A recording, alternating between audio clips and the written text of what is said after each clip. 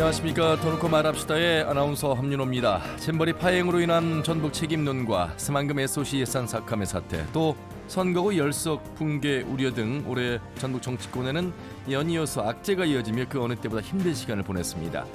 반면 결과를 떠나서 도민과 정치권, 도내 기업들이 몇 번이나 국회를 찾아 단합된 힘과 결단력을 보여주기도 했죠. 정치적으로 고립되고 소외된 상황에서도 위기를 기회로 만들기 위한 모두의 노력과 고군분투가 빛났던 한 해가 아니었나 싶습니다. 자, 더놓고 말합시다. 올간 정치 토크 시간, 새만금 예산 회복 내용과 내년 총선의 선거구 획정 문제 등 다사다난했던 올해 전북 정치권 이슈 정리해보겠습니다. 아울러서 각직 총선 예비 후보자 등 주요 선거 구도도 함께 짚어드리죠. 더놓고 말합시다를 유튜브에서 검색하시면 실시간 보기와 다시 보기가 가능합니다. 나는 의견도 올려주시길 바라겠습니다. 본격적인 토론에 들어가기 앞서 도민들이 생각한 올 한 해 정치권 이슈와 새해 전북 정치권에 바라는 점은 무엇인지 김세별 리포터의 도민 인서트로 함께 들어보시죠. 전북이 새만금 잼버리 실패 이후에 삭감된 예산이 일부분 복원되기는 했지만 전액 복원도 아니고 결론적으로는 있던 것들을 빼앗긴 상황인데요. 지역 정치권과 전라북도 도민들이 최선을 다했음에도 불구하고 현재 전북의 위치가 어떤지 잘 알려주는 사례 같아요. 전북이 정치력을 더 키우고 또 안일한 대응에도 사건이 발생하기 전에 미리 대처하는 그런 정치권이 되면 좋겠다고 생각합니다. 유독 전북만 차별의 대상이 되고 있는 상황에서 이 새해에는 좀 분위기가 발전될 수 있는 노력들이 좀 필요하다고 생각을 하는데요. 특별자치도 출범하니까 중앙과 지역 정치권이 더욱 협력하고 또 소통 창구를 마련해서 연대할 수 있는 방안을 위해 노력도 하고요. 도민들이 국회를 찾아서 투쟁하고 삭발도 하고 정부를 상대로 그런 대규모 시위를 벌인 게 사상 처음 같은데, 물론 결과는 아쉬움이 남고요. 아직 새만금 기본계획 점검 같은 일들이 남아있지만 또 내년 총선이 있기 때문에 노력한 만큼 표심으로 또 도민들 선택으로 이어지지 않을까 싶습니다. 전북 국회 의석수가 다시 감소할 위기인데요. 아무래도 전북이 경제력도 약하고 중진 부족이나 일당 구조가 원인인지 모르겠지만 전북 발전에 정치가 오히려 도움이 되지 못하고 있는 것 같거든요. 정치력이 더 약화되지 않게 열석이라도 지키고 정치인들도 개인의 안위나 공천 줄서기가 아닌 도민을 위한 각오로 임해줬으면 좋겠습니다. 네, 도민들이 생각한 올 한 해 정치권 이슈와 바라는 점에 대해서 도민들의 목소리를 들으셨습니다. 오늘 두 분과 함께 토론해 보겠습니다. 전북 예양본부 기획처장이자 전북일보 이경재 개곤 소리에 놓으셨습니다. 어서 오십시오. 네, 안녕하십니까. 참여자치 전북 시민연대 지방자치연구소 김영기 소장님 어서 오십시오. 안녕하십니까. 예. 자, 이경재 의원님, 김영기 대표님, 이제 올 한 해를 정리해야 될 진짜 마지막 순간이 왔습니다. 정치에 한해서 저희가 좀 정리를 해봐야 될 텐데, 글쎄요, 전북의 정치력 그렇게 좋은 점수를 받기는 어려울 것 같습니다. 뭐 좋은 성과들도 있었습니다만 이 성과보다도 더 자존감이 상실했던 예산과 관련된 세계 스카우트 잼버리 파행, 여러 가지의 논란들 속에서 올 한 해를 어떻게 정리하시겠습니까? 글쎄, 여러 가지 한 해를 종합을 해보면은 뭐 잘했던 것들도 좀 있고, 예컨대 2차 전지 새만금 특화산단 조성이랄지, 새만금 또 국제 투자진흥지구 조성, 또 한상대회 한인 비즈니스랄지 이런 것들, 또 내년 1월 18일 출범하는 특별자지도 관련법이 통과돼가지고 이제 출범을 하게 된 그런 부분들, 또 마지막에 그 남은 공공의료법이 법사위만 남겨놓고 상임위 통과를 했거든요. 근데 이 문제도 상당히 예기치 않은 못했던 그런 성과들로 보이고 그런데, 결국은 모든 것이 이제 새만금 부실 운영에 따른 어떤 책임, 정치 용서로 인해서 새만금 예산이 대폭 무더기 삭감됐고, 또 그것이 뭐 증액이라는 표현을 쓰는데 증액은 아니고 이제 추가 조정, 이런 말이 정확할 것 같아요. 추가 조정을 더해서 3,017억 원이 이제 포함이 됐는데, 이걸 가지고 이제 시각은 다른 것 같아요. 이건 뭐 만족할 만한 그런, 또는 절반의 성공, 또는 뭐 여러 가지 기반을 마련했다, 뭐 이렇게 얘기하는데 저는 그건 아니라고 보고요. 이런 문제는 결국은 다 정치의 영역이라고 저는 봐요. 그래서 정치권이 열심히 노력을 했지만 성과는 미흡했다. 그리고 정치인들은 최선을 다했다, 이것만은 안 됩니다. 성과를, 실적을 내보여야 정치인의 역할이지, 최선을 다했는데 뭐 결과 이랬다. 그리고 우리 민주당은 좀 안타까운 대목이, 모든 일이 허사가 되고 그러면은 정부 여당 정치권 책임을 돌려요. 뭐 윤석열 정부한테 돌리기도 하고 정부한테 돌리기도 하고. 근데 본인들이 어떤 뒤돌아본 어떤 그런 한 해가 됐으면 좋겠다. 그리고 자신들이 얼마나 많은 립서비스를 가지고 도민들한테 희망 고통을 줬는지. 그래서 다시 말씀드리면 정치인들은 최선을 다했다 이것만 가지고는 안 된다. 성과를 내서 도민들한테 보여줘야 된다. 이런 측면에서 미흡했다 이렇게 결론을 저는 내립니다. 예. 자, 좋은 성과도 있었고 반면에 정치력이 약한 탓인지는 모르겠습니다만 좋지 않은 결과들로 이어졌던 부분까지도 짚어주셨습니다. 김한규 대표님은 어떻게 돌아보시는지? 올해를 돌아보면 잼버리 사태 파행으로 우리 전라북도 도민들에게 어떤 치명적인 상처가 있었던 한 해인 것 같습니다. 그리고 그런 잼버리 파행 이후에 전라북도 행정이나 정치권이 나름대로 노력을 해서 일부 예산 복원은 있었지만 결과적으로 놓고 보면 유일하게 전라북도 예산만 삭감된 거거든요. 예. 전년도에 대비해서 모든 광역이나 광역시, 광역지자체나 광역시 예산이 증감이 됐는데 오히려 전라북도는 예산이 줄어드는 어떤 결과를 맞이했어요. 이 과정에서 우리가 알 수 있는 건 잼버리 파행 초기 단계에서 전북 정치권의 어떤 무능함 이런 것들이 여실히 드러났고 쉽게 말하면 길거리에 나가서 띠를 두르는 것 외에는 머리 깎고 띠를 두르는 것 외에는 그 이상의 어떤 정치력이나 어떤 협상력을 발휘하지 못해서 그런 과정을 지켜본 도민들의 어떤 상처가 더욱 깊어졌었다. 그래서 비록 이제 예산 정국이 끝났고 나름대로 그 이후에는 뭐 도의원들이라든지 아니면 지역의 시민사회라든지 정치권, 행정 다 똘똘 뭉쳐서 예산 복원을 위해서 노력한 모습은 좋았다. 하지만 그건 결과적인 문제에 대한 어떤 대처 과정이었고 이후에서는 공세적으로 우리 지역의 어떤 발전 방향이나 내용에 대해서 공세적으로 치고 나갈 수 있는 어떤 정치권의 부재 이런 것들은 내년도 총선을 앞두고 꼭 해결해야 할 문제가 아닌가 이런 걸 반추하는 하나였고요.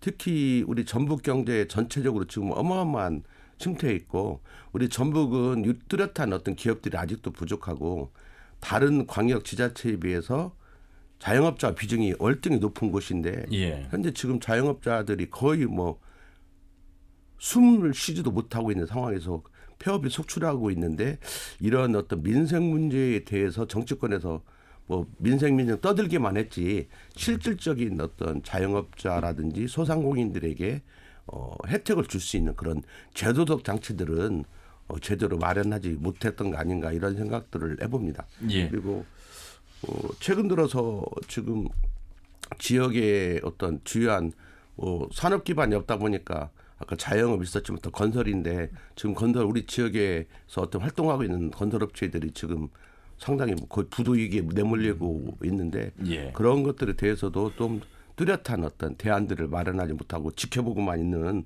상황이 계속되고 있다. 그래서 그런 안타까운 것들이 있었고 결국은 우리 전라북도가 앞으로 어떤 살 수 있는 길은 새만금 위의 어떤 먹거리들. 이 새만금은 그 정부나 이런 데서 어떤 분리하면 우리 새만금을 빙자해 가지고 전부 이번 뭐 예산을 깎았지 잼버리를 빙자해 새만금을 예. 깎았는데 그런 그 지속 가능한 어떤 발전 전략 그리고 그런 것들에 좀 올인을 해서 뭐 2차 전지도 마찬가지겠죠. 그런 것 중에 하나겠죠. 그래서 그 일방의 어떤 근본적인 어떤 반대가 없는 예. 그런 사업들을 발굴해내서 거기 힘을 모아 나가지 않는다면 제2, 제3의 새만금 사태는 앞으로도 계속 있을 수 있다. 저는 이런 생각이 들고 예산은 통과됐지만 또 국토교통부에서 지금 용역을 하고 있잖아요. 예.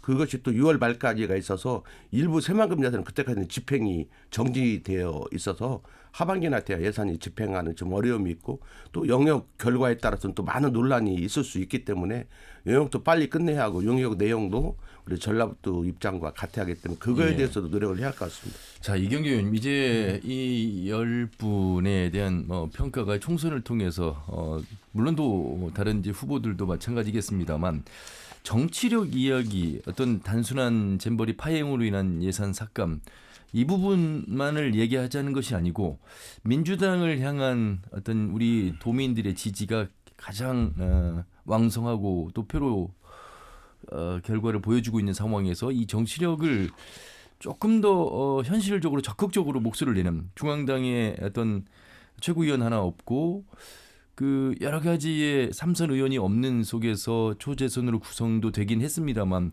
어떤 문제가 발생하기 전에 목소리를 좀 더 강하게 낼 수 있는 적극적인 모습의 정치력 이런 부분들에 대한 도민들의 목소리가 있거든요. 이 부분 포함해서 한 번 더 말씀해 주신다면요. 우리 전라북도의 가장 큰 문제는 정치 역량의 퇴조라고 저는 보거든요. 왜냐하면은 잼버리 부실과 새만금 예산 무더기 삭감 이걸 보면은 정부가 새만금 예산 내년도 예산을 발표한 것이 8월 29일이거든요. 그 잼버리는 8월 1일부터 열렸고, 10일까지. 예. 그리고 그 중간에 송원석 의원이랄지 예규리 간사 국민의힘 또 여가위 간사인 그 정경희 의원 이분들이 대국민 사기극을 벌였다. 전라북도가 또 뭐 SOC 예산 빼먹기 위해서 잼버리를 유치했다. 이런 식의 아주 그 허위 사실에 기반한 정치 공세를 했을 때랄지. 그래서 이제 두 가지 어떤 이벤트를 놓고 보면은 그때 당시 전라북도 정치권은 뭐 했냐. 사전 정보를 그렇게 큰 엄청난 변화가 있는데도 사전 정보 하나 얻지 못하고 발표한 그 당일새야 아마 법석을 떨고 호들갑 떨고 이제 그랬단 말이죠. 이런 문제들을 보면서 우리 전라북도의 어떤 무기력을 확인을 또 하게 됐고 또 그때마다 나온 이야기들은 다수당이기 때문에 야당이 새만금 예산 복원 없이는 국가 예산 통과 못한다. 이것만 계속 예. 되뇌었거든요. 그러니까. 그래서 립 서비스만 우리 전라북도 도민한테 주면서 정치를 해왔는데 이런 건 정말로 정치 쉽게 편하게 하는 거거든요. 그러면은 자 새만금 예산 복원을 약속을 했으면 복원이 됐느냐 아니란 말이죠. 예. 6,626억 원을 부채 예산을 갖고 지금 2,100억 원이 삭감된 상태에서 68% 수준 이것 가지고 그렇죠. 절반의 성공 찾고 뭐 선방했다 이렇게 이야기하는데 이건 도민들을 우롱하는 걸로 보고 있고요. 그래서 이 결국을 모든 걸 보면은 정치력의 어떤 부재, 약화에 기인하고 있고 이런 문제 때문에 중진 소환론이 나오는 겁니다. 예. 중진 소환론은 중진들이 얘기하는 게 아니고 도민들의 여망이거든요. 그래서 보니까는 적어도 이 3선 4선들이 할 수 있는 역량 또 조정 역할이랄지 신구 조화, 초선과 뭐 3선 4선의 어떤 균형 이런 것들이 이 구도가 짜여질 때 정치력이 극대화되고 전라북도의 어떤 현안이 벌어질 때 기민하게 대응을 할 수 있는 그런 구도인데 그것이 갖춰지지 않다 보니까 각자 도생을 하고 또 선거 하나 문제가 벌어졌을 때도 열석 유지가 해답인데 열석 유지 가능하다만 하지 그러면 어떻게 열석을 유지할 것이냐 이 방법론에서 깊이 들어가지를 않아요. 왜 그러냐. 예. 서로 현역이기 때문에 현역의 눈치를 보는 거예요. 또 이야기를 못 하는 거예요. 그래서 열석 유지할 수 있는 방안은 뭐 A, B, C 세 가지 정도 있다고 봐요. 근데 이 얘기를 논의를 못 하고 있잖아요. 그래서 여야 합의가 안 되면 선거가 진행이 안 되기 때문에 그것만 좀 믿고 뭐 선거구는 아마 염두에 없는 것 같아요. 지금 접근하는 것이. 자, 이런 문제를 종합적으로 보면은 전라북도 했던 정치를 이대로 과연 되겠느냐. 그래서 중진 소환론이 나오고 있고 내년 총선이 그 분기점이 들 것으로 보여지면서 예. 우리 도민들도 또 고민을 한번 심각하게 해봐야 될 그런 정치 시즌을 맞고 예. 있지 않나 이런 생각을 합니다. 말씀하신 대로 의석수가 10석에서 한 석이 줄어드는 선거구 획정안이 나왔단 말이에요. 서울 한 석, 전북 한 석. 자, 그런데 10석이 유지될 것이다. 어떻게 보면 우리는 예산 삭감에서도 소외받고 자존심이 상했는데 이 10석에서 한 석을 또 잃어야 되는 상황에서 또다시 한번 전북의 홀대에 대한 의식을 하지 않을 수 없습니다. 바로 이런 것들에 대한 대처를 적극적으로 하는 것 이런 부분들이 이제 우리 유권자 도민들을 대변하는 그 자리에서 해야 될 역할인데 김영기 대표님 10석 아직 뭐 획정안의 확정은 아닙니다만 이렇게 한 석이 줄어든 획정안이 나왔다는 것만으로도 도민들은 뭐 기분 좋을 일이 없습니다. 그렇습니다. 뭐냐 인구가 줄은 데가 꼭 전북만 있는 건 아니거든요. 그러니까요. 예. 줄일 수 있는 데가 많았는데 그 수도권을 빼고는 전북에서만 유일하게 한 석이 줄은 아니죠. 선거 획정안이 나왔는데 앞으로 이제 국회 정개특위에서 다시 논의가 이루어지고 그 정개특위 지금 이현택 의원이 참여를 하고 있어요. 그래서 또 이전부터 그 전라북도 어떤 열석을 유지하려면 그 타 지역과 연대를 해야 하는데 지금 타 지역은 문제가 없으니까 연대가 안 될 거 아닙니까? 그렇죠. 그런 문제가 지금 발생하고 있는데 어쨌든 뭐 이건 다른 방법이 없다고 생각하는데 우리가 단순히 열석에서 한 석이 주는 건 단순히 한 석의 의미는 아닌 것 같아요. 그건 이제 진짜 급속도로 이제 전북의 정치력이 더 약화되는 어떤 결과로 가고 또 한석이 줄는 게 그거를 그런데 전라북도 모든 선거구가 다 재편되거든요. 한석이 줄게 되면 그래서 혼돈의 어떤 정치 상황으로 가기 때문에 그렇지 않아도 무기력한데 더더욱 어떤 무기력한 상황들을 맞이할 수 있고 그래서 전라북도의 어떤 정치의 안정성을 위해서도 열석은 어쨌든 간에 농촌 지역구 의원들과 단결을 해서 그 전라북도 입장들을 충분히 대변해내고 또 그 여기에 대해서 김진표죠.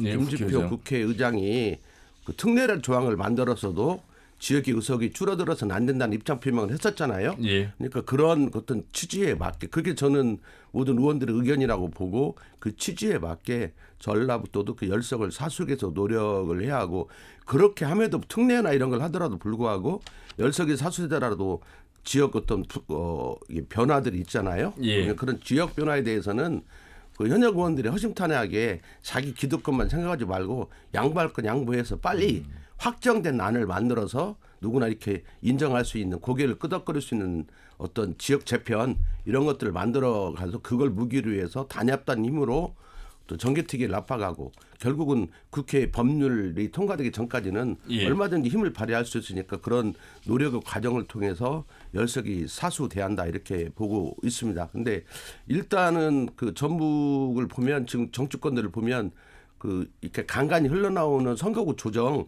이런 것들 보면 아직도 국회의원 간에 전혀 합의가 안 이루어지고 있습니다. 그러니까요. 그 예를 들면 임순남의 어디를 붙일 것인가도 보면 뭐 장수가 가야 한다. 어디는 아예 다 바꿔가지고 막 완주 뭐 이렇게 무진장 임순남 막 이런 식으로 한다든지 하고 김제부안 문제도 초기에는 대하나 회원 쪽을 붙이자는 이야기 많았지만 유현택 의원 같은 경우는 전주의 일부를 해서 뭐 성덕이 이야기도 나오고 하고 또 다른 인접 지역이 나오고 있는데 어쨌든 간에 그런 것들이 단연하게 이야기가 돼서 예. 국회의원 간에 조정이 되면서 선거구 획정으로 나갈 것 같고요. 우리가 선거구에서 보듯이 진짜 우리가 누누이 이야기하고 있는데 그 지역의 어떤 정치력의 부활 문제가 있는데 실제적으로 90% 80% 이상의 어떤 특정 정당 지지 속에서 정치권 어떤 부활을 이야기하는데 어불성설이 지금까지 우리가 이 내년 총선을 앞두고 예비후보 등록한 사람들의 면면을 보면 예. 입지자 자체가 적어요. 새로운 입지자 자체가 적고 또 그 밥에 그 나물들이 많고 물론 이번에 특징은 뭐 올드보이들이 이제 귀환해가지고 몇 분들이 활동을 하고 있는데 그건 좀 더 지켜봐야 할 것 같고 그래서 전체적으로 보면 어떤 정치적 상황이 우리 좀 정치력 복원을 위한 어떤 돌파가 마련되기가 쉽지 않은 상황인 것 같습니다. 자, 이 열석 예예. 그와 관련해서 한마디 더 덧붙이면은 선거구 열석 유지할 수 있는 안이 아까 말씀드린 것처럼 몇 가지 안이 있어요. 예. 있는데 여기 이제 이 진도를 못 나가고 있는 거는 국회의원들한테 이 문제를 맡겨두기 때문에 안 되는 거예요. 그래서 국회의원들 손에 맡겨주지 말고 사실 또 전라북도 어떤 크기랄지 도민들의 어떤 권익과도 관련된 문제이기 때문에 시민사회단체랄지 또 언론사가 좀 주관을 해서 공론장을 마련해야 된다고 봐요. 그래서 선거구는 뭐 지리적인 문제랄지 교통, 생활 환경이랄지 또는 역사, 문화적 배경 이런 것들이 이제 적합하게 반영이 돼야 되거든요. 예. 국회의원들한테만 맡겨두면은 자기들한테 유리한 쪽으로 이렇게 게리맨들을 그서버린단 말이에요, 선을. 그래서 그건 바람직하지 않고 또 가능해서도 안 되고 그래서 시민사회단체나 언론사들이 좀 뭔가 공론장을 마련해서 안을 적어도 예. 제시하는 그런 기능을 작동을 시켜야 될 때가 아닌가 싶은데. 이미 근데 그건 작년에 이미 어느 정도 합의까지는 아니더라도 공감대를 형성했거든요. 예를 들면 그 임술 순창 남원 문제는 가장 인접하고 연계돼 있는 게 장수니까 그 장수가 임순남으로 가면 그냥 해결되는 문제고 김제부안은 특례잖아. 이건 특례로 해서 군산에서 받든지 전주에서 받든지 근데 전주에서 받고 싶으면 지금 성덕이 이야기되고 있어요. 그럼 전주권 의원들하고 빨리 이야기를 해서 행정 의원들이 합의 보고 행정한테 송보면 되거든요. 그런 식으로 하면 아무 문제가 없거든요. 근데 막 또 섞어가지고 자기 유불리를 가져갖고 여기하고 막 주판날을 튀기다 보니까 물타기를 해버려갖고 그러니까 의원들이 그런데 흐리멍텅해진 거거든요. 근데 안 되는데 이제 그와 관련해서 또 한 가지 말씀을 드리면은 김제부안이 지금 강원선 미달이란 말이죠. 맞습니다. 그래서 새만금을 공통 분모를 한 그 권역이 바로 군산김제부안이거든요. 네. 현재도 그렇지만 앞으로 미래 계속 같이 가야 될 공동체예요, 거기가. 그래서 이번 기회에 부안 군산김제를 묶어가지고 갑을로 나누면은 선거구도 유지가 되면서 또 공통 분모를 매개로 한 앞으로 미래 청사진도 같이 갈 수 있는 이럴 때 오히려 그런 것이 모색이 돼야 되지 않겠느냐. 근데 예. 다만 이원택 의원 같은 경우는 군산으로 묶으면 약간 불리하잖아요. 군산 이유가 많기 때문에. 뭐 가볼로 쪼갠다 하더라도. 근데 이게 안 되는 거예요. 이거를 국회의원들한테만 맡게 되면 안 된다. 지금 김제 군사는 관할권 다툼으로 대법원까지 소송을 하고 있지 않습니까? 이런 경우야말로 묶어줘 버려야 된다는 얘기죠. 공동 분모도 새만금이긴 하지만. 알겠습니다. 예. 김제 부안 대하면이나 대하읍이면이죠. 회원 정도가 김제 부안 갑이 되고 군산이 이제 을되는 이런 구도가 있었는데 중간에 갑자기 성덕론이 튀어나오더라고요. 그래서 그런 과정을 보면 어떤 정치적 기반과도 연동이 있겠죠. 그 군산적인 기반이었고 이러면서 뭐 국회의원들이 좀 유불리를 조금은 떠날 필요가 있을 것 같습니다. 9석으로 줄어드는 안에 대해서 여러 가지 이야기들이 있습니다. 뭐 완주김제 임실 안도 있고 뭐 다양한 안이 있는 가운데 아직 확정이 되지 않았습니다. 어쨌든 말이죠. 민주당에 대한 지지가 이렇게 강한 상황에서 내년 총선 결국 또 공천이 곧 뭐 당선이다 이런 등식이 또 성립할지는 모르겠습니다만 과거에 안철수의 국민의당이 출연했을 때는 이제 그 또 다른 결과를 낳았습니다만 새로운 대안이 없는 상황 속에서 좀 신당 이야기 제3 창당 이야기 많이 하고 있습니다. 과연 우리 지역에도 어떤 영향을 미칠지 아울러서 민주당 차원에서 공천은 또 어떻게 흘러갈지 뭐 지금 현재 보면 친명 비명계 개파 간 갈등 속에서 여러 당원들 사이에서 그 개혁 공천 기대 목소리와 더불어서 우려의 목소리 이런 부분들이 얘기가 나오고 있어서요. 이경재 의원님. 신당 이야기가 지금 화두죠. 예. 이준석 전 대표는 이미 탈당을 했고 개혁 신당을 매개로 해서 이제 활동을 하고 있고 이낙연 전 대표도 뭐 거의 돌아올 수 없는 다리를 걷는 것이 아닌가 루비콘강을 걷는 것처럼 보이고 어떤 정치 메시지를 보면은 그리고 뭐 금태섭 양양자 두 전 의원, 현 의원은 이미 창당을 했거나 선언을 한 상태고. 예. 그래서 결국은 시점은 이제 실체와 시점이 문제인데 실체는 아직 드러나 있는 것 같지 않고 이제 규합해 나간다는 그런 방침만 써 있는 것 같고 시점은 공천과 연동돼서 아마 가시가 될 것이다 이렇게 보고 있고요. 예. 다만 이제 우리 전라북도 같은 경우는 어떻게 될 건가. 근데 저는 제가 볼 때는 현재 상태도 그렇고 앞으로도 거의 미미한 것 같아요. 거의 없는 수준이고 왜냐하면은 내년 총선은 아마 그 진영 간 대결이 가장 첨예한 그런 선거가 될 걸로 보고 있고 어차피 호남은 지금 민주당 야당 정서가 강한 지역인데 거기에서 이탈한달지 뭐 그런 것은 크게 뭐 나타나지 않을 걸로 보고 있고 그래서 오히려 세력을 더 규합해 나가는 진영의 논리로 규합해 나가는 계기가 되면서 신당이 전라북도에서 설 공간은 별로 없어 보이지 않느냐. 예. 그 4월 10일에 치러질 총선에 있어서 공천 과정에서 민주당에 대한 지지 진영 구도로 본다면 우리 지역도 큰 예외는 없을 것이다 이런 말씀이시고 김영기 대표님. 우리가 지난 총선에서 충격적인 일을 겪었잖아요.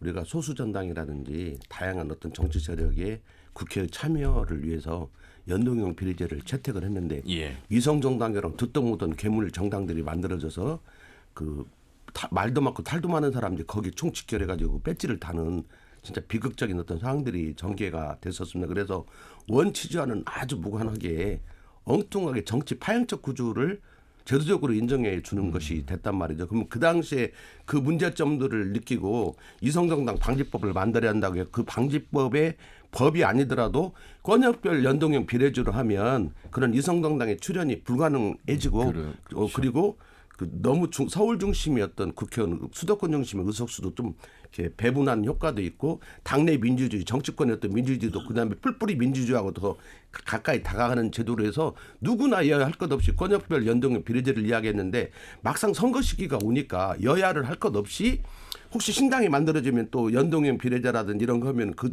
정당들이 또 뭐 의석을 많이 뺏어가지 않을까 이런 두려움 속에서 과거로 돌아갔을 때 병립형 연동제 원래 과거 연동제 정당 비례에 의해서 나눠주는 그러면 소수 정당들이 설 자리가 없어지거든요. 거의 의석을 못 얻게 되고 그러면서 철저히 양당이 기득권 중심으로 해서 거의 지금 그 병립형 비례제로 거의 뭐 내용적으로 지금 토론도 안 되고 있잖아요. 예. 왜냐하면 양 당에서 다 그걸 주장하고 민주당조차도 당 대표를 위시해서 다 그 주장을 하고 있기 때문에 뭐 초선 의원들이 연동형 비례자로 가자고 뭐 기자회견 이건 난 정치적 쇼라고 봅니다. 예. 그냥 주장할 뿐이에요. 그래서 그런 것이 정치 어떤 퇴행적 구조가 나타나고 있는 것이 대단히 안타까운데 결국은 그걸 해결하는 방법은 스스로 약간의 기득권을 내려놓는 권역별 연동형 비례제를 하면 이성정당 문제도 없고 예. 당내 민주주의도 확보되고 분권도 더 강화되는 건데 그 좋은 길을 마다하고 기득권으로 회귀하는 게 가장 큰 문제인 것 같습니다. 예. 병립형은 뭐 지역구 의석수와 관계없이 정당 득표율만큼 비례대표 의석을 배분받는 방식. 지금 국민의힘이나 민주당이 그 병립형으로 회귀할 가능성이 높은 상황에서 말씀을 해주셨고요. 자, 오늘 털고 말합시다. 월간 정치 토크 시간 참여자치 전북 힘연대 지방자치연구소의 김영기 소장, 전북일보 이경재 개곤논술위원과 함께하고 있습니다. 자, 우리 지역으로 좀 더 들어와서 한 곳 한 곳 좀 짚어드리도록 하겠습니다. 열석을 전제하고 이경재 의원님, 김영기 대표님 말씀을 나눠보죠.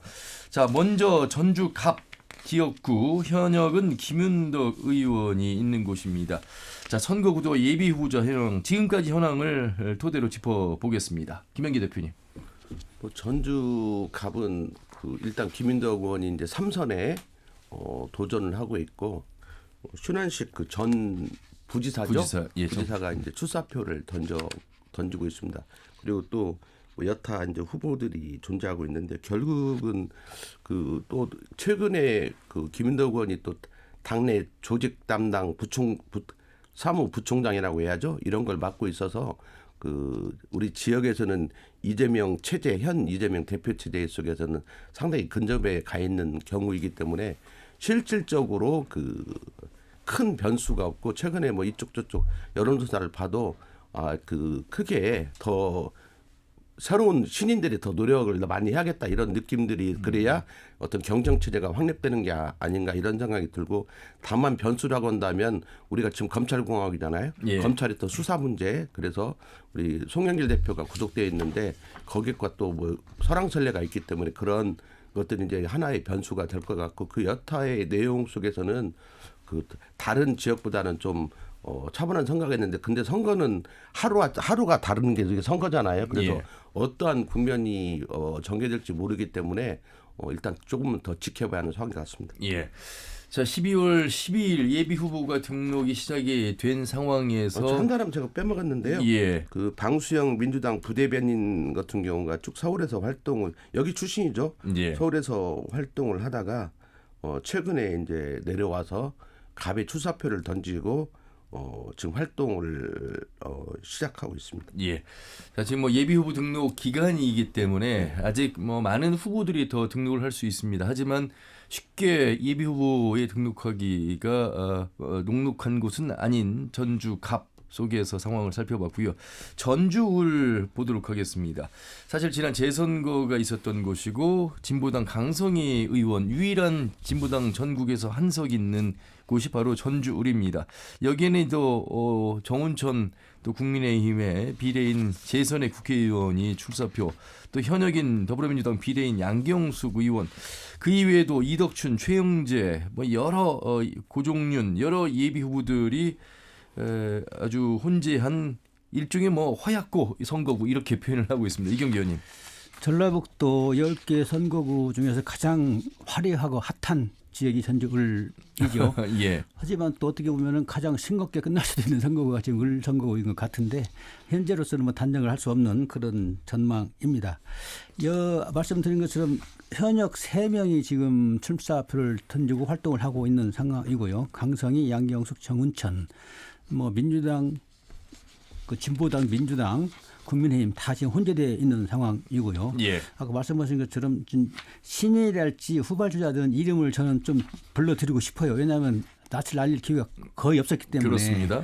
고종윤 변호사, 박진만 건축사협회 회장, 이덕춘 변호사, 최형재 정치인이죠.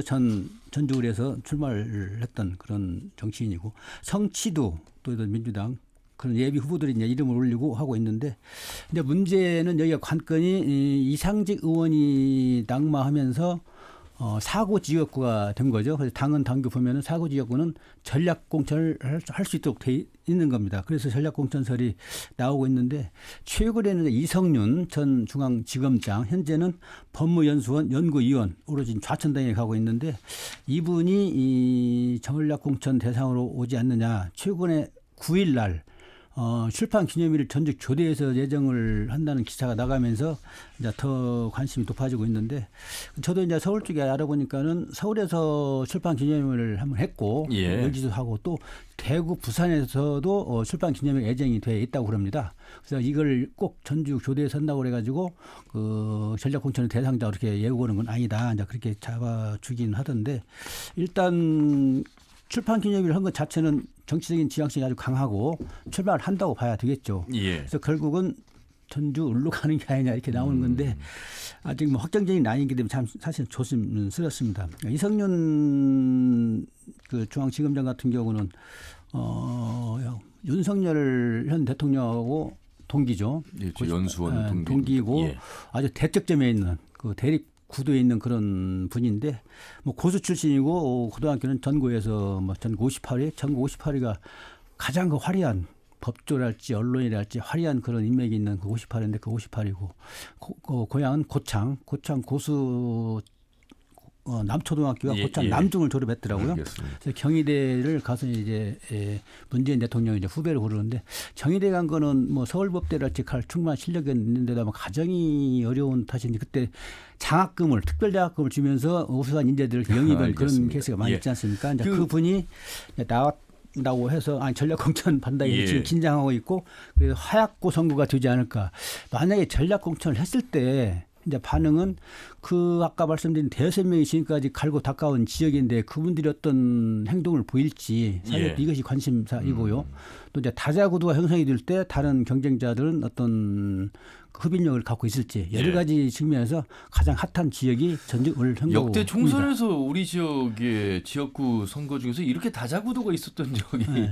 한 번도 없었던 것 같습니다. 제 토론회 기억으로 봐도 이런 게 어떤 유권자들의 이제 표심이 이어질지 아울러서 지금 뭐 민주당에서 전략 공천설과 더불어서 이 많은 후보들의 경선 과정은 또 어떻게 이루어질지 사실 전주의 경우는 이상직 전 의원 또 최영재 후보나 여러 후보들 가운데 그때마다 본선 후보가 좀 달라졌던 기억이 있거든요. 또 본선 후보였던 후보가 컷오프된 사례도 있고 해서 이런 공천 과정도 좀 지켜볼 만한 대목이 아닐까 싶습니다. 그렇습니다. 어차피 이렇게 후보가 난립하게 된 이유는 이상적은 이제 구속되면서 예. 민주당이 어떤 지역 위원장이 없는 무주공산의 땅이었던 게 그런 거고 또 과거에는 또 정은천 의원 같은 경우도 어쨌든 한번 당선이 됐었잖아요. 지금도 예. 비례대표지만 그러니까 본인의 어떤 또 지역구이기도 하고 양경수 의원은 뭐 우리 지역 연구라고 일찍부터 와서 이제 활동을 했는데 그러다 보니까 현역이 셋이 있게 되고 지난번 보궐선거에서는 또 진보당 후보가 당선이 황성희 의원이 있는 거고 이러다가 보고 또 기존에 시도의원 출신들이 이제 출마를 박진만 옛날에 시의원 했었죠. 맞습니다. 한번 예. 그런 부분이 있고 이러다 보니까 점점 수차가 더 그리고 전통적으로 오랫동안 또 활동했던 최영재 후보, 이덕춘 후보가 있는 거고 이러면서 숫자가 늘어나는 건데 이 전략 공천 이성윤 뭐 저는 그렇게 훌륭한 분이면 비례대표를 하든지 아니면 수도권에 어떤 좋은 데 가가지고 윤석열의 대척점에 있고 조국과 뭐 연대하고 있는 사람이라면 전략 지역에 가서 해야지 말뚝만 꽂으면 당선되는 너가 하는 것 자체가 잘못됐다고 봅니다. 그래서 저는 그런 상황이 벌어진다면 나머지 전체 후보들이 민주당 전체 후보들이 머리띠 두르고 중앙당 가서 점거를 하든지 농성을 하든지 할 것 같아요. 아니, 그런데 민주당의 당원 당규의 사고 지역은 전략 공천을 할 수 있게끔 또 돼 있기 때문에. 근데 워낙 예. 그 이성윤 그 지검장이 고등학교는 여기서 나왔지만 여기하고 그 이후로 연고는 없는 사람인데 예. 뭐 아무리 저는 무기력한 전략도 알겠습니다. 정치권의 모습과 연동되고 예산 삭감과 연동돼서 예. 한마디로 물봉으로 보는 거다 이렇게 봅니다. 전주는 뭐 1시간 이 지역구를 가지고 얘기해도 부족할 정도고 전주병으로 건너가 보죠. 자, 김성주 제1선의 의원인데 사실 여기에 이제 중진 소원론 뭐 정동영 전 의원이라든지 또 황현선 또 청와대 행정관이라든지 참 이것도 대결 구도를 면밀히 살펴야 되는 경선 과정이 아주 주목되는 곳 중에 하나가 되겠습니다. 김현기 대표님.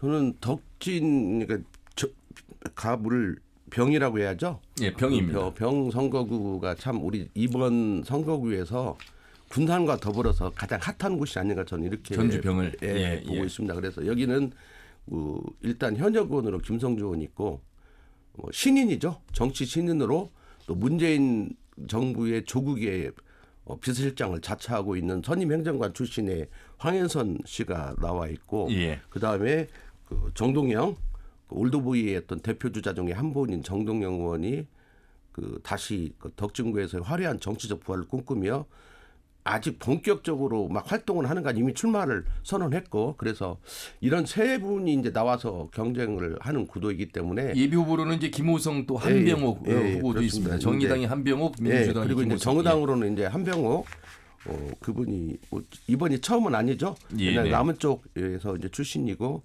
정의당의 어떤 대표 주자 도당위원장도 잠깐 하셨던 분이고 그래서 있는데 어쨌든 저는 이제 그 민주당에서 당내 경선과 관련해서 그 새 후보가 이제 경선하고 있는데 이게 여러 가지 정치적 어떤 의미가 있지 않나. 그래서 전북 정치의 내년도 4월 10일 총선의 어떤 정치 풍향계를 알 수 있는 그래서 단순히 올드보이가 정동영 의원 전 의원만 있는 게 아니고 지금 정읍에도 있고 예. 익산에도 있고 뭐 그다음에 임순남에도 있잖아요. 이런 분들의 어떤 대표 주자로 한 명으로서의 어떤 정치적 영향력의 어떤 회복이 가능할 것인지 중진이라는 표현으로 쓰시죠, 뭐. 네.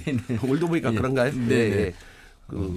왜냐하면 3선급 이상이다 보니까 당장까지 하고 대통령 후보까지 했기 때문에 뭐 말로 표현할 수는 없죠. 어떤 정치적인 어떤 무게라는 건 그렇게 생각이 들고 그다음에 이제 그 정치 신인 황인선 의원도 후보도 예비 후보죠. 예비 후보도 다른 사람들보다 일찍부터 활동을 했거든요. 예. 일찍부터 활동을 했고 이번에 여러 가지 과정을 보면 약간의 유의미한 어떤 성과들이 있는 거 그래서 이 삼각구도가 어떻게 형성이 되는지 그리고 과연 이 세 분이 끝까지 경선까지 갈 수 있는 것인지 아니면 컷오프가 있어가지고 두 명만 붙을 수도 있는 거고 그렇죠. 여러 어떤 정치적인 세법들이 지금 나오고 있고 예. 이후의 활동 과정을 보면 우리 전라북도 민심이 내년 총선에서 어디로 가고 있는가 이런 예. 것들을 알 수 있는 바로미터가 될 것 같습니다. 뭐 정동영, 유성엽, 이춘석 이런 분들이 이제 우리가 중진이라고 하는 건 3선 이상급의 국회의원 선수가 있기에 그분들의 어떤 소환, 그분들의 출마 선언을 두고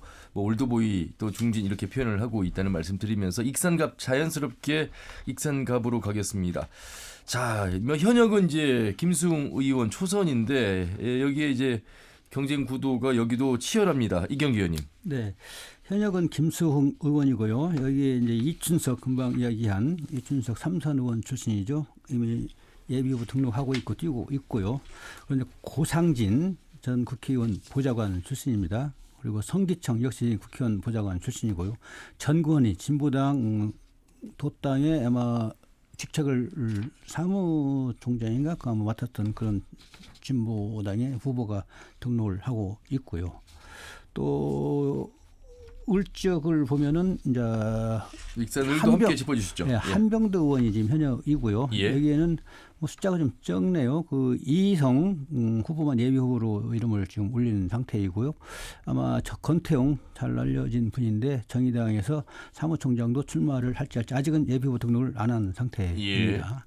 예. 이희성 예비 후보는 법무부인 올거듬 대표 변호사를 하고 있고 더민주의 전국혁신회의 상임 운영위를 맡고 있습니다.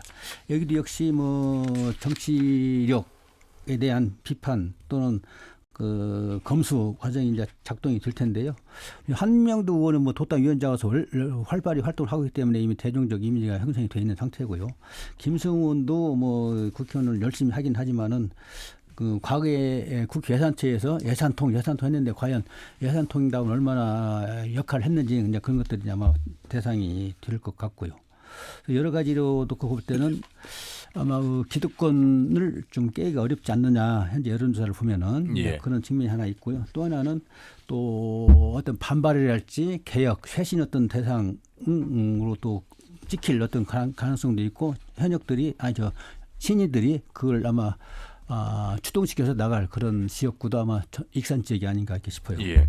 군산 아까 김현기 대표님 이곳 또한 아주 치열한 경쟁이 예상되는 곳 중에 한 곳이다 이렇게 말씀하셨는데 한석입니다. 지금 군산은 신영대 의원인데 초선인데요. 이곳에 출사표를 던질 것으로 예상되는 후보들이 많네요. 예, 지금 일단 오래전부터 활동했던 최이배 전 의원이 있고요. 예. 그다음에 지난번 선거 때도 군산에 입지를 했었어요. 근데 부동산 파동으로 물러났다가 유성정당으로 비례대표 의원이 김의겸 현재 의원이 지금 군산에 출사표를 던지고 활동을 하고 있습니다. 그래서 이 신영대 의원과 김의겸은 같은 현역이기도 한 사람 지역구가 한 사람 비례인데 군산 지역 출신 선후배잖아요. 그렇습니다. 그래서 그 두 사람이 지금 맞붙고 있는데 상당히 그 어느 지역보다 긴장감이 있고 팽팽한 어떤 구도를 형성하고 있다 그런 이야기들이 들리는데 이 지역구가 실제적으로 어떤 대단히 의미가 있는 그리고 계통으로 정치적 계통으로 봐도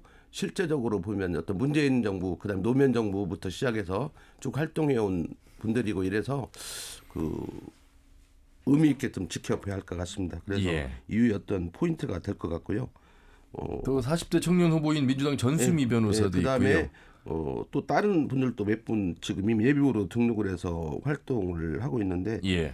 이근열 뭐 국민의당 우리가 이야기를 하다 보니까 국민의힘 후보들은 저는 거의 거론을 안 했는데 국민의힘 후보도 있고 아까 말씀하신 전수미 변호사도 있습니다. 근데 이 구조 자체가 이 워낙 그 우리 지역은 특정 정당이 딱 뿌리를 내리고 있기 때문에 정치 신인이 오랫동안 진짜 피 터지게 활동하지 않으면 인지도를 높여가지고 이런 현역원들과 경쟁 구도를 형성하기가 대단히 어렵다는 것들이 요즘 나타나고 있거든요. 그래서 이거 참 안타까운 면들이 있습니다. 신인들이 막 팍팍 솟아나고 이래가지고 현역도 막 능가하고 이런 모습들을 여론이 이런 데서 보여줘야 정치가 어떤 바람이 일고 이러는데 전혀 어떤 기득권 안에서의 어떤 태풍 속에 찻잔이 아닌가 이래가지고 좀 안타까운 점들이 있는 것 사실 같습니다. 이제 그런 의미에서 보면 이경규 의원님 저희 이제 중앙 같은 경우는 종편을 비롯해서 상당히 많은 언론들이 있어서 정치 패널로 참여하면서 자기 자신을 드러내는 활약을 할 수가 있는 기회지가 많은데 지역은 뭐 시사 프로그램이 많지 않고 그렇다 보니 이제 저희 아침에 페트롤 전북이나 이렇게 터놓고 말합시다인데 이런 분들의 목소리를 내주셔야 되는데 저희가 어디에서 어떻게 활동하고 있는지를 전혀 모르니까 그런 분들이 정치 때만 되면 이제 그때서야 나타나는 물론 그분들은 또 열심히 준비하셨는지는 모르겠습니다만 상당히 그렇기 때문에 유권자들에게 알릴 기회가 상대적으로 더 적은 곳이 이 지역의 현실이 아닐까 싶습니다. 뭐 지상파 방송의 책임이 크죠. 죄송합니다. 예. 그리고 한 가지 더 첨언을 한다면은 지역에서도 그 유튜브 채널을 좀 활발히 진행을 했으면 좋겠다. 그래서 정치 분야도 마찬가지고 또 우리 지역 공동체에서 나타난 여러 가지 현안들이 많이 있거든요. 예. 그걸 지상파랄지 신문을 통하지 않으면은 거의 접촉할 수가 없고 또 어떤 경우는 상당히 그 엄선달지 또는 그 역과에서 드러낸 그런 경우가 많아가지고 진실이랄지 이면 스토리를 좀 알 수 있는 경우가 좀 제한적이어서 유튜브 활동이 좀 활발히 됐으면 정치 분야도 마찬가지고 우리 지역 내에 예. 그런 것들이 아마 아까 이야기한 그런 한계를 보완할 수 있지 않겠는가. 예. 본방 이외에 저희가 그 프로그램의 후속으로 유튜브를 좀 더 제작해야 되지 않나 이런 말씀이신 것 같습니다. 저도 한 말씀 꼭 드리고 싶은데요. 실제 공중파나 이런 거 보면은요. 토론회를 조직하는 데 있어서 뭐 작가 선생님이나 PD 분들이 조직하는 데 있어서 현역 의원이 나오면 자기하고 경쟁 구도 있는 사람 다 안 나온다고 그래요. 그 토론회를 무산시켜 버립니다. 그러면 어쩔 수 없이 현역 의원 인터뷰를 또 하고 이래하니까 그 구미에 맞는 사람들로 이렇게 해가지고 그 빨대 교수, 뭐 빨대 뭐 언론 이렇게 갖고 그 현역 의원을 포커스를 맞춰주는 힘없는 토론회 갖고 그 뭐라고 하죠? 광고 효과를 노리는 이런 게 되다 보니까 정치 신인들은 감히 토론에 접근도 못하는 게 사실이거든요. 왜냐하면 근다고 정치 신인들끼리 이렇게 하기도 그렇고 이 방송사들도 공중파나 뭐 언론도 마찬가지고 언론에서도 그 논설위원이라는 게 있잖아요. 개건 논설 이런 거 보면 현역 의원들은 다 하잖아요. 막 돌아가면서 하잖아요. 이 신문 했다, 이 신문 했다, 이 신문 하는데 정치 신인은 거기에 끼어들기가 참 어려운 그런 어려운 구조인 것 같습니다. 꼭 토론회 아니어도 개별적으로 그 후보들 내지는 패널들의 목소리를 좀 더 담을 수 있는 채널이 많지 않다는 것이 아마 이경규 의원님 하신 지적 중에 하나인 것 같습니다. 자, 정읍구청 살펴보겠습니다. 이곳도 역시 전현직 의원의 리턴 매치에 두 친구 사이 이외에 또 어떤 후보들이 있는지 살펴보죠. 김영기 대표님. 윤준병 의원이 지금 초선으로 있고요. 이제 활동을 하고 있는 거고 여기에 우리 중진 의원인 유성엽 전 의원이 추사표를 던져서 이제 활동을 시작했습니다. 그리고 또 최용훈 어떤 정당인께서 예비후보를 국민의힘입니다. 하셨고 또 권희철 전북대 특임교수, 유재석 민주당 중앙당 정책위 부의장, 장기철 재경도민회 수석 부회장 등이 이제 추서표를 던져가지고 활동을 하고 있고 황치현 전 헌법연구관도 그런 데고 있는데 아직 등록까지는 안 한 것 같습니다. 근데 하겠죠. 그런 데다 보면은 아니면 보다가 이제 관망하든지. 근데 전체적으로 보면 실제 장기철 전 재경도민회 수석부회장은 이전에 출마를 했던 분인데 최근에 한 10년 동안 안 했죠. 5년 이상 안 하다가 다시 이제 추서표를 던져서 이번에 아직은 좀 힘이 딸리지 않나 이런 생각이 들고 결국은 유성엽 전 의원하고 윤준병 현재 의원들의 어떤 구도 여기에 대해서 국민의힘 당은 어느 정도 득표를 할 것인가 이런 것들이 이제 관전 포인트고 결국은 핵심은 그 어떤 정읍 고창이 또 선거가 어떻게 바뀔지 모르거든요. 한선 미달이기 때문에. 그래서 김재부안의 영향을 받을 수밖에 없거든요.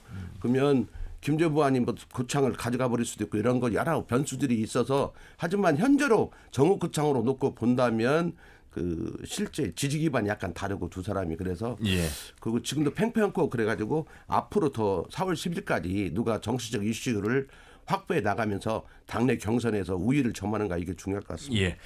남원 임실 순창은요 인구 하한선 미달이기도 하면서 현역이 없는 무주공산 지역이 됐습니다. 이것도 아마 치열할 것 같습니다. 네. 이용호 의원이 탈당하고 무소속으로 해갖고 이제 국민의힘을 갔잖아요. 서울 마포갑 쪽으로 이제 가는 것 같은데 그가 민주당에서는 현역이 노웅래 의원 지금 재판 중이잖아요. 이제 그쪽으로 갔고요. 그 현역이 이제 공수업 중이라 여러 분들이 이렇게 출마를 하고 있는데 뭐 김원종 민주당에서는 박기승 전 위원장, 성준후 이강래 전 삼선 의원이죠. 이런 분들이 예비후보 등록을 하고 있고요. 또 이완주 전 시장도 예비후보 등록을 하고 지금 활동을 하고 있습니다. 강동원 전 국회의원 같은 경우는 아직 등록을 하지 않았는데 여기 등록을 할지 아니면 뭐 남원시장 쪽으로 갈지 이제 그건 아직 두고 봐야 되겠습니다. 여기도 중진이 한 분 계셨네요. 이강래 의원. 자, 남원 임실 순창 이것도 선거구가 획정안으로 본다면 한 석이 줄어든다면 어떻게 복합 선거가 될지 또 모르는 곳입니다. 김제부안도 살펴보겠습니다.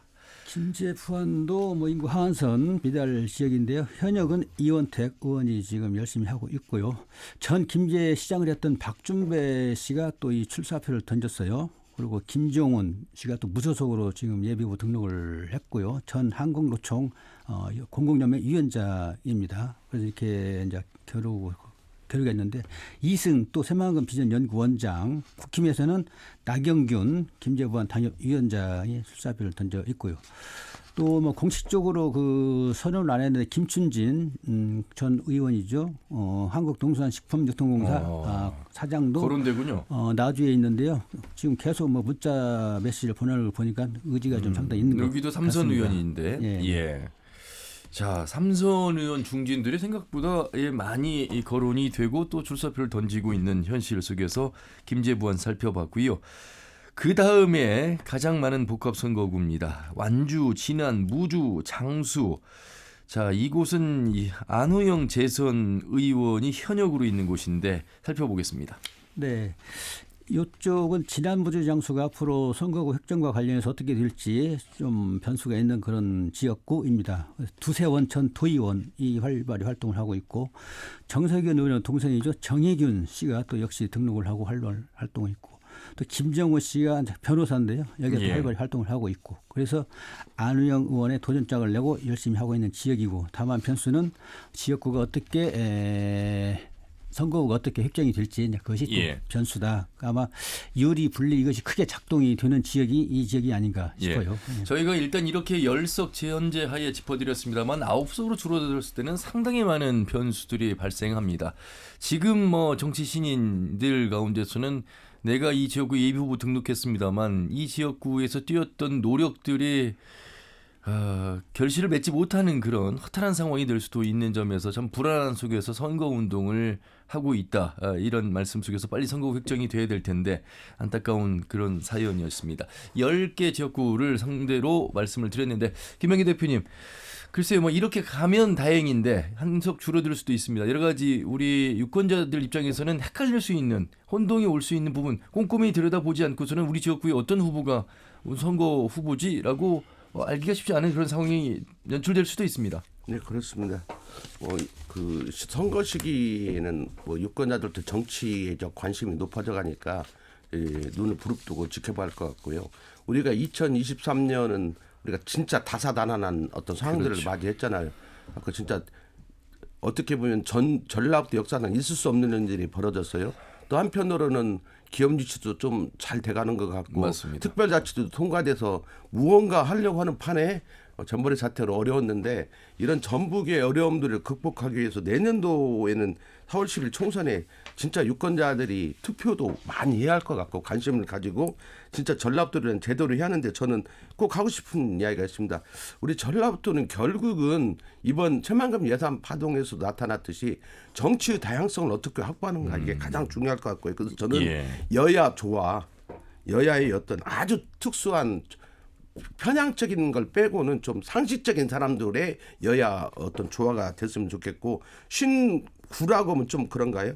젊은 어떤 사람과 좀 노련한 사람, 좀 연륜 있고 노련한 사람들이 또 조화를 이루고, 그래서 그 실제적으로 우리 전라북도 정치가 한 정당이 아니라 조금 섞이고 신구도 맞아지고 이러면서 능력과 좀 참신함으로 또 하고, 그래서 어느 때는 초선 의원이 국회 가서 전라북도를 위해서 돌쇠도 하고 막 공격대도 하고 이런 모습들이 한 번도 없잖아요. 그런 걸 보고 싶다. 그래서 그러려면은 진짜 우리 유권자들이 그냥 묻지만 이제 진짜 제발 그만해야 할 것 같고, 그 후보 하나를 경선 과정에 혹시 여론조사에 응하게 된다면 그것도 마찬가지. 그래서 그 선택의 폭은 적어요. 워낙 특정 동네 독주한데. 하지만 그 안에서라도 소중한 표를 행사하기 위해서 후보들의 여러 가지 내용들에 대해서 꼼꼼히 살펴보면서 총선을 맞이하는 게 좋지 않을까, 이런 생각을 해봅니다. 항상 총선 때마다 현역 교체 지수가 높았습니다. 전북도 예외는 아니고요. 여기에 지금 무당층이 상당히 많이 포진되어 있기 때문에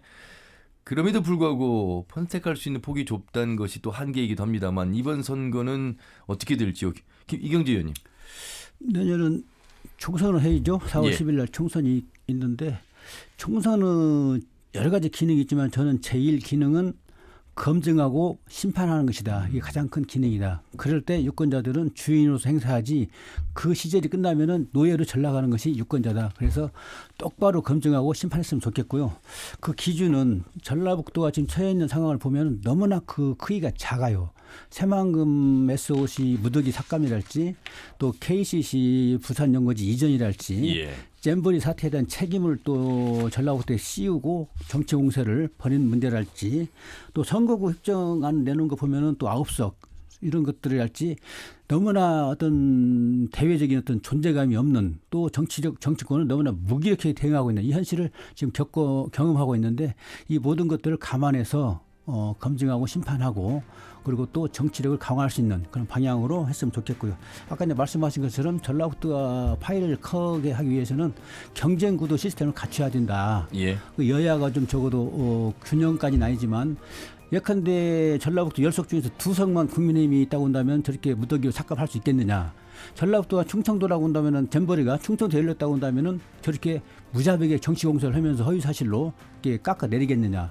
가능치 않은 일이라고 보거든요. 알겠습니다. 다 이게 모든 게 정치 영역이기 때문에 이런 부분들을 내년 총선 때 감안해서 일당백의 정치인을 뽑고, 또 어떤 초선과 어떤 3선, 4선 어떤 조화로운 어떤 구도랄지 이런 것들을 복합적으로 다양하게 검토하셔서 심판하고 하는 선거가 됐으면 좋겠다. 이런 생각을 갖습니다. 자, 이제 전라북도 1월 18일이면 새로운 이름으로 옷을 갈아입습니다. 전북 특별자치도 128년 만에 바뀌는 이름, 단순히 이름이 아닌, 옷이 아닌 그 내용까지 바뀔 수 있는 총선, 그 사람, 일당백 뛸 수 있는 사람들을 뽑을 수 있는 총선이 되길 기대하면서 기대를 해보고, 저희 정치 토크 시간에서 계속해서 여러분들께 도움을 드리겠습니다. 두 분 말씀 여기까지 듣겠습니다. 고맙습니다. 고맙습니다. 전북일보 이경재 개곤윤소리원, 참여자치 전북시민연대 지방자치연구소의 김영기 소장과 함께했습니다. 터놓고 말합시다는 다음 주 일요일 오후 5시 5분에 인사드리죠. 함윤이었습니다. 고맙습니다.